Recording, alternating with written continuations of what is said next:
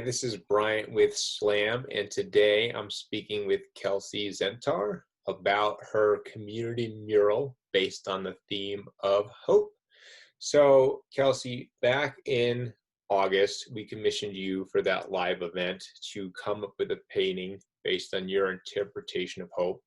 So, I'm curious to know how how you thought about hope and how it led to the visual creation that you made. When I was presented with that theme, it seemed kind of perfect for this past year.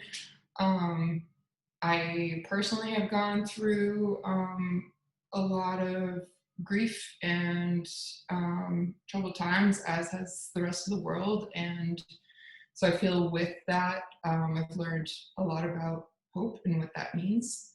Um, and so I was instantly felt kind of inspired, even though I didn't know exactly what image I was going to paint yet. I just felt like it was a good fit. What was the question? Well, so I guess let's kind of step back. When you just hear the word hope, what does that mean to you? um, I guess speaking to what I've learned in the past year, hope comes in really small ways. It can be an instant, a moment, um, just a glimmer of something that allows you to keep going through dark times. So then that small glimmer, how did that translate into the visual medium that you created?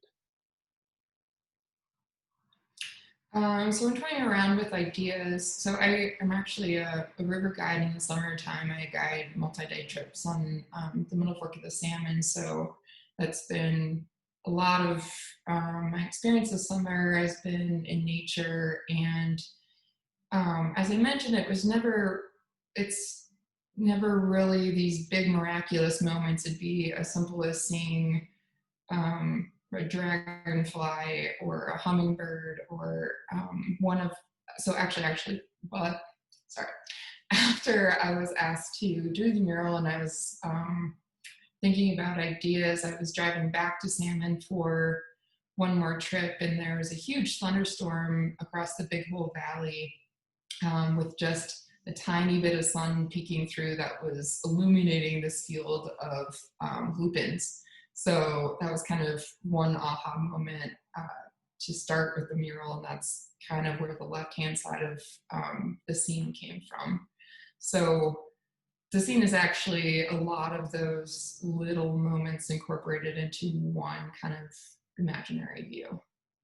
So did you have the full picture in mind, or did you just start in that one area with like one small glimmer and then see how that led to the next stroke? Um, yeah, I would say I just started with that initial idea. Most of my paintings start off that way, where I'll have a, a little bit of inspiration to go off of, and then what I end up with is pretty far from what I imagined in the first place. So it's kind of a push and pull of um, having intention, but letting it. I can't talk today. Letting it evolve. So you let your story come to life as you create. Yes, try to. It's hard to kind of take the ultimate control away from that sometimes. Do you have a visual metaphor of how you see a painting? When Stephen King is writing, he describes a story as uncovering a fossil. And for me, when I write, it's like, to me, I'm putting together a jigsaw puzzle. Do you have a metaphor in the way that you would describe your artistic process? Um, a lot of times it just feels like turning myself inside out. um, it's almost like taking in the outside world, processing that, and regurgitating it through my own lens. It's not a very eloquent way of putting it, but I'd say that's the closest way I can describe it. Do you feel a part of you feels exposed after you've painted? Sometimes I often get asked, because I involve a lot of women figures in my paintings, and People ask if they're self-portraits, and almost always my answer is no, but I think that's sort of a protection. I think there is a large part of me in those paintings that I can't avoid. And in a way, that's what makes it speak to people. And other than women, it seems like a major theme in your work is nature. Do you think that may have to do with being raised in South Dakota and now living in Montana, where you're constantly surrounded by just incredible wilderness? Oh, for sure. It's hard not to be inspired by the landscape here and my experiences in it. And there's just so much symbology in those things as well. Do you think nature provides people with hope? I think so. It certainly does for me. As I mentioned before, it's um, as simple as yeah, a storm, a flower, anything that just kind of shows you that the world keeps turning, even though when it feels like it shouldn't. So it has been a very dark time, and it has been a time this year where people may have lost hope. How, as a creative, can you recommend that people stay creative even when times are hard? Well, for me personally, I feel like when times are hard, it fuels that creativity even more. Um, because if everything went smoothly, we'd have no reason to be creative. So it's never been an issue for me, but I do go through periods of time when I feel like even though I want to paint, I can't seem to get myself